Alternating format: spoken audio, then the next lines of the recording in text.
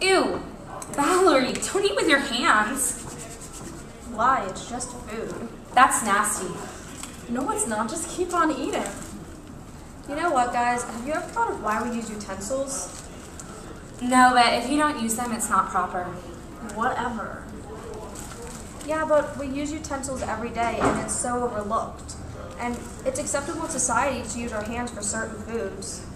Yeah, like when eating a sandwich or a hamburger, it's fine to use hands. Like a hamburger is actually a really messy food, like with the ketchup and everything.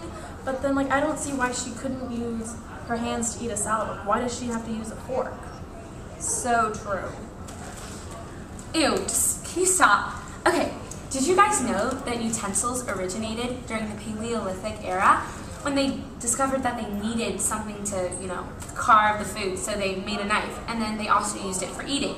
Then after that, other varieties started forming, like spoons and forks and sporks, which are spoons and forks combined, and also other cultures started relying on certain foods and needed certain utensils to help them, like Chinese using chopsticks were their main source of rice.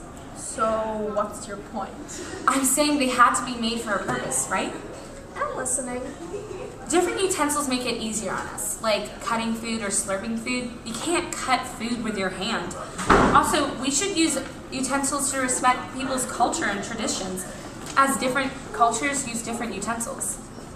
What do you mean? Like, we shouldn't use our hands at a Chinese restaurant? We should learn how to use chopsticks? Not exactly what I mean. You don't have to master the use of chopsticks, though it is pretty fun. But, I mean, you shouldn't eat with your hands at the restaurant because you'd just be disrespecting their culture.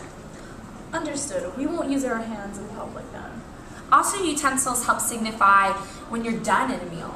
Just one placement and that can mean you're finished or you still aren't done. Pretty interesting. Wow, I didn't know utensils were so important. That's cool how there's so much variety and that the placement represents when you're done. Yeah, there's a lot of history and importance towards utensils. Yeah, that's true. But we're not at a restaurant right now, so I don't see why she can't use her hands. Well, I mean, I even washed my hands and used soap. Still, even if you wash your hands, you're still at dangers for many diseases. You could get E. coli poisoning, you could catch the cold, get a flu. There's even bacteria that are fatal. Okay. We understand. It doesn't sound like fun getting any of those diseases. Just go get a fork, okay? Yeah, now I see how we use utensils. I don't want to get sick. I mean, it's a lot easier too. It's just interesting how we changed from using our hands to utensils and how we never think about it and so overlooked. Yeah, it is. And it's interesting that even though you can get sick from using your hands, our society still accepts to use our hands for certain foods, like eating finger food.